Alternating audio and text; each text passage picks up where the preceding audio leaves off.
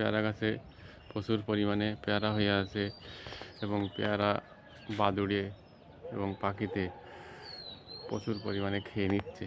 তার থেকে রক্ষা পাওয়ার জন্যে পেপারের মধ্যে পেয়ারাগুলোকে দিয়ে রাখা হয়েছে এবং এই পেপারের মধ্যে পেয়ারা থাকলে পেয়ারাগুলো সাদা হয় এবং দেখতেও সুন্দর হয় এবং মিষ্টিও হয় এবং সহজে বাদুড় এবং পাখি যাতে না খেতে পারে তার জন্যে এইভাবে রাখা আছে।